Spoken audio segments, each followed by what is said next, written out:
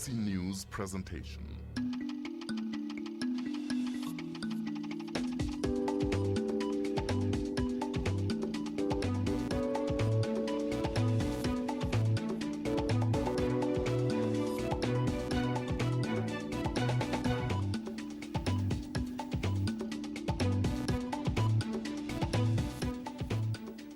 Welcome to Interface here on SABC2. My name is Thembi Samachele.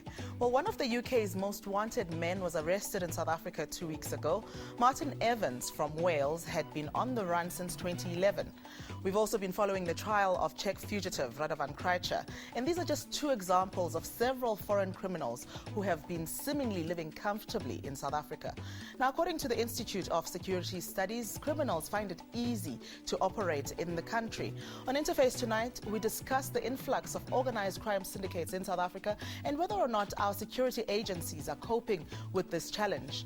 And let's introduce our guest to you. Peter Castro is Senior Advisor at Global Initiative Against Transnational Organized Crime. He joins us from our Sea Point studios.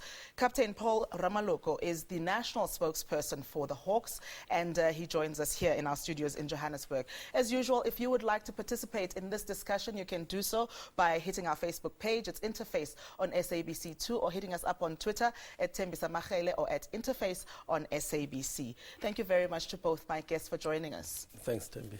So let's start with the current perception, Captain Ramaloko. The current perception that organized crime is rampant in South Africa, and what I said in the intro, that syndicates globally find it comfortable to live and operate in South Africa. Is that a true perception? No, look, Thembi, we will not agree that syndicates are comfortable in South Africa, because you'll understand that when we talk about organized crime, we're talking about a sophisticated group of people who are working together, who have no respect of the rule of law. And you will understand that recently we cracked a number of syndicates. You can talk about the latest ones in the media without really going into them.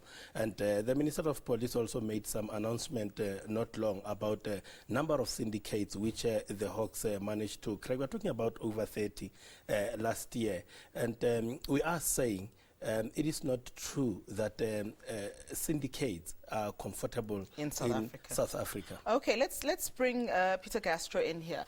Do you agree with Captain Ramaloko that they're not comfortable, these syndicates in South Africa? Well, let me say that organized crime takes place in many, many countries of the world. But in South Africa, we have a situation where senior crime leaders, kingpins of different types of crime, find the place attractive and move to South Africa. That's a fact.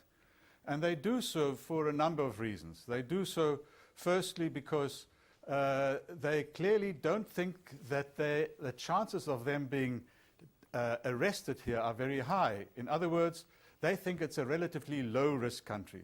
Secondly, organized crime leaders, the leaders of syndicates and networks, do need high levels of corruption to really succeed. We have high levels of corruption, and they like that. We can look at some of the court cases. We can look at the evidence which exists. Thirdly, they find it relatively easy to make contact at high government and business level in this country. We're not the only country, but in South Africa that is a fact. They found it easy to make contact with Jackie Celebi. They have a situation where a minister's wife has been involved in drugs. That plays a role. And lastly, or fourthly, it's just a nice place to live. You can have a wine farm in the Cape. You can have a mansion in Johannesburg. You can live it up. There are airports. Okay. There's good communication. The banks are working. These factors lead to a situation where top criminals from different parts of the world move to South Africa with the hope of living a good life without being detected and arrested. Okay. In fact, we're going to put up on the screen now the reasons that most criminals find it easy and comfortable, so to speak, to be in South Africa. But I'd like to get your response, Captain, as to why this persists and South Africa is seen as a low-risk country, even though you've outlined that there have been efforts underway to try and curb all of this crime? Let me say, I understand the perspective from which Peter is talking, but he's really talking about cases of people who have been exposed already, because you'll understand that syndicates are advancing from time to time. If they see that they are detected when they use this modus operandi to, perpetrate the crime, they change. If they have one network, it is true that there are some elements of corruption, and without corrupt officials, there's no way that a syndicate can find it easy. We are saying we are not a corrupt or a highly corrupt country, but those elements that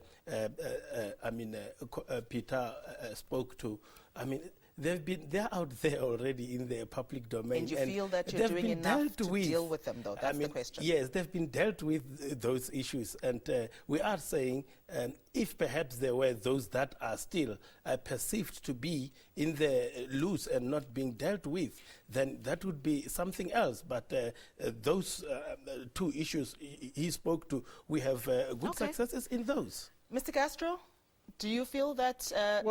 yeah, go ahead. Look, I obviously agree that the Hawks are trying their best to address these criminal networks. But I think the fact is that the police and the Hawks have been more successful in arresting street corner, low-level type of criminals who deal with drugs and other issues than with the top kingpins.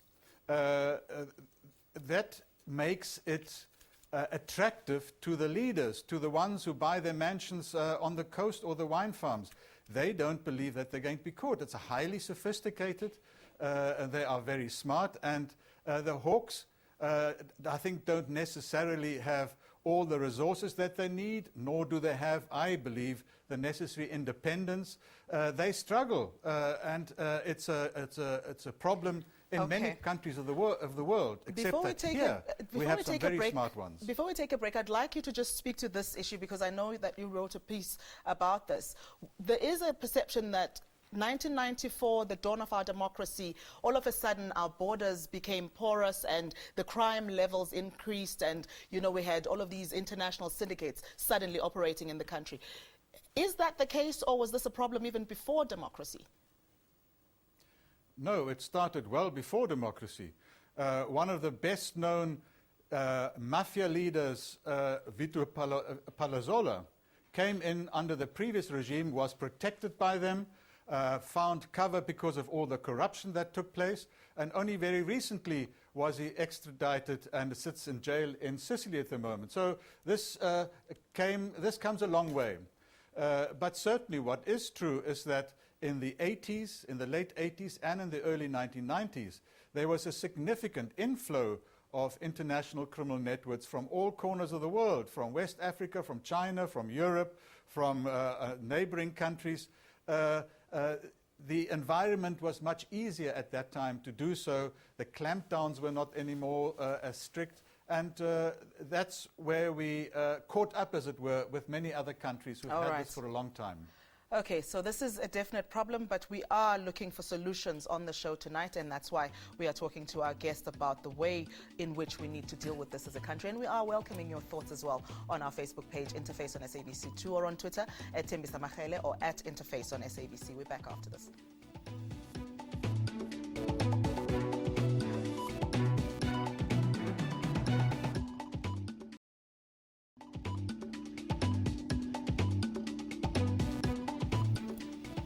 Welcome back to Interface. We're talking tonight about the problem of criminal syndicates operating in South Africa, and we are talking to Peter Castro, who is the Senior Advisor at the Global Initiative Against Transnational Organized Crime, and also Captain Paul Ramaloko, who is the National Spokesperson for the Hawks. Captain Ramaloko, the whole idea of South Africa being the gateway to Africa, remember when we positioned ourselves like that to attract more business coming into the country? Did that have unintended consequences of even attracting the criminal elements? Not really, Tembi, but you'll understand that in every growing economy, criminals will, try to make their way into that country, like in our case, South Africa, with our economy.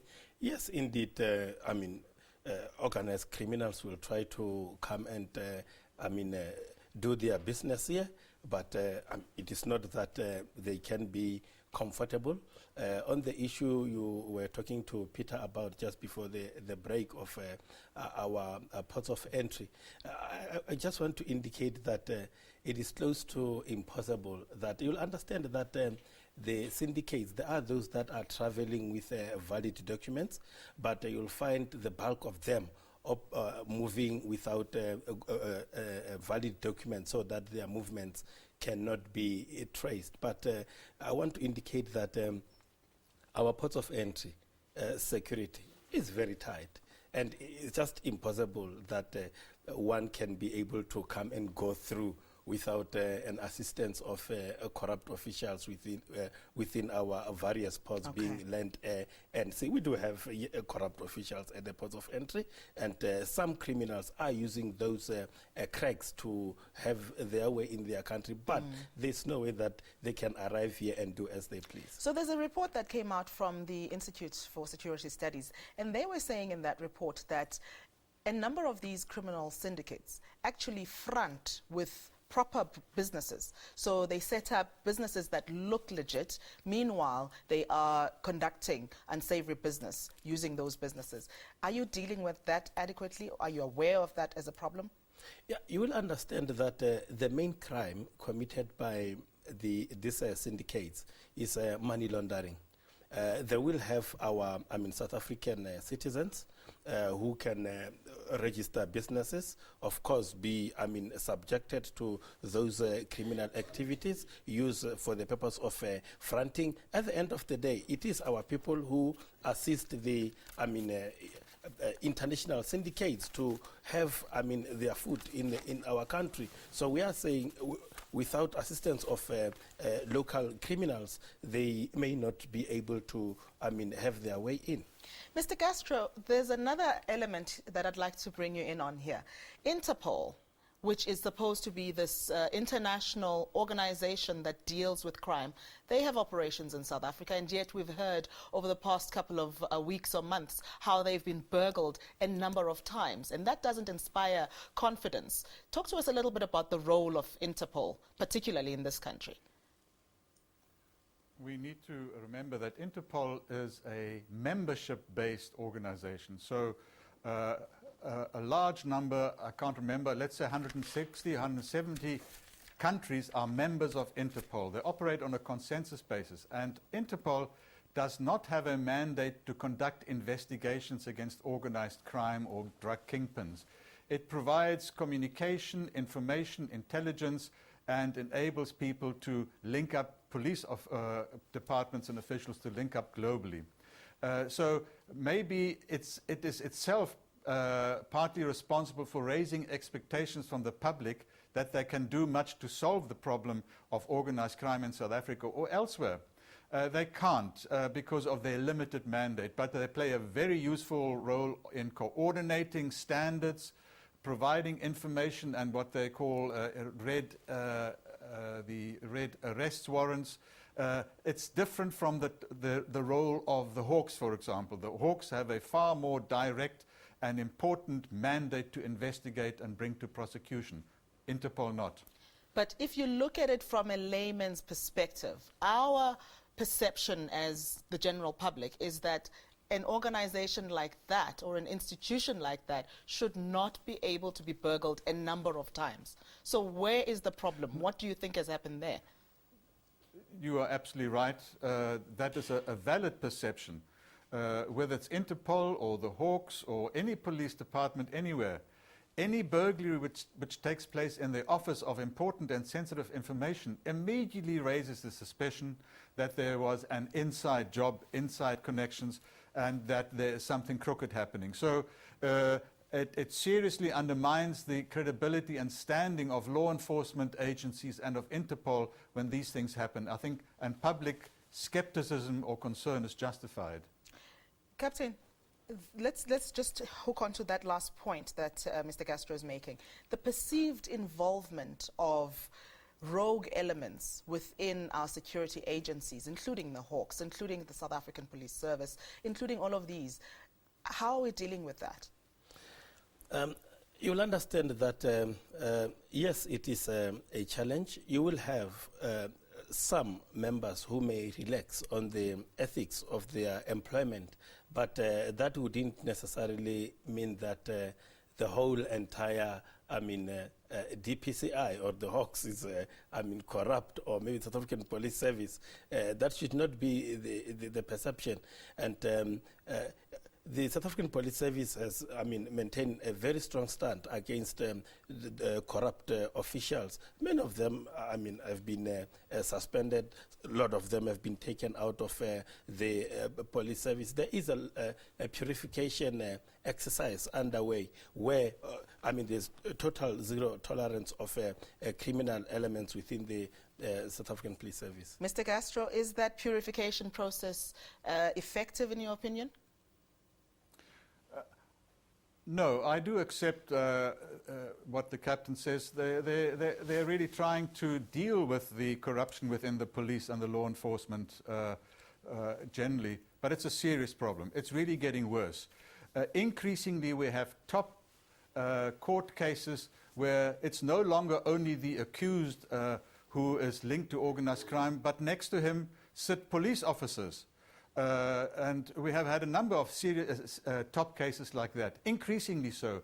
So it's a serious problem. It obviously does not mean that the entire police is corrupt or the Hawks are corrupt. No one suggests that. But I think one should just guard against going into denial. I think we need to be more aggressive with that. I think police agencies need to be tougher and more ruthless against those elements, and not enable them to carry on earning a salary whilst they're on suspension, for example. All right, so Captain Ramoluka has made the point that there are good strides being made in this country. And after the break, we want to look at how we can build on those strides and how we can make this country a better place for all of us. So do give us your thoughts and your ideas on what you think needs to be done in terms of recommendations of how we can improve on this particular element. Do stay with us.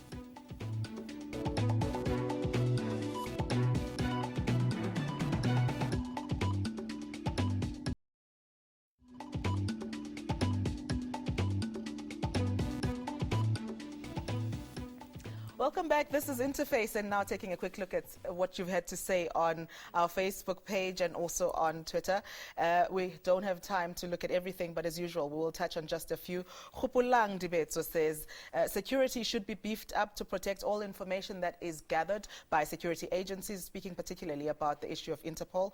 Denzel Harper says, thieves, criminals and felons in South Africa have no respect or fear for authorities of any sort and will stop at nothing to fiddle, fuddle and muddle up their pending court cases.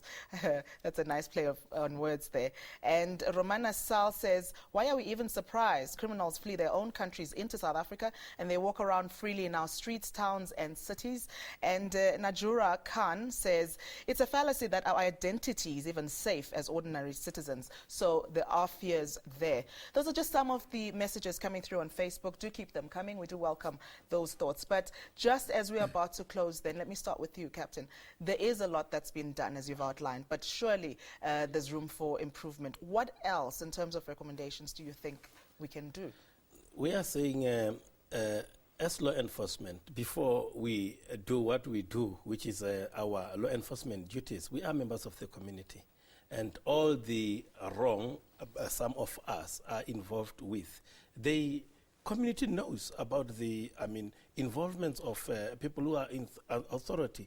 And there are a lot of channels to bring information forth. But that's not where the problem is. One of the Facebook messages was also highlighting this.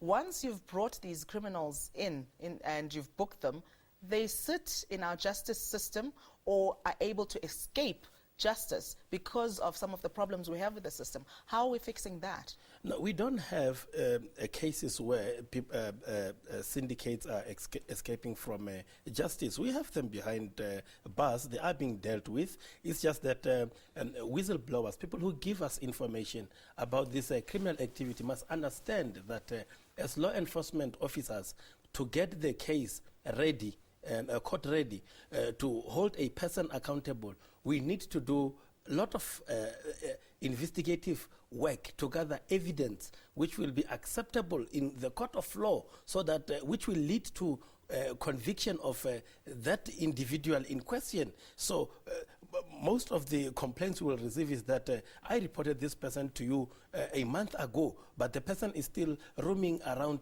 our streets. Why are you not doing something about it? We are saying investigation is a process. Until we are satisfied that we have sufficient evidence which will, secure conviction against a person in court, we will not be able to charge the person. Do we have enough protection for those who blow the whistle on crime? We don't even want people to mention their names when they give us information. That is why we do not want to update whistleblowers on the progress we are making on investigation, because the situation is when a person, some of the whistleblowers have some ulterior motives. They come to us with information. Once we start working on the matter, the person will come and ask for an update. You give a person one line of an update, the person go back to the very same person he reported and say, I know the authorities are getting down on you not long a distance. And that is what put whistleblowers at risk. But we are saying we don't want to know identity of the whistleblowers. They can just give us information without, and they should not even worry about, these syndicates may, yes, of course, be still roaming around the streets for a month or two, but the reason being that we are working on the case to have some evidence. All right, Mr. Castro, in terms of recommendations, what more can these security agencies do?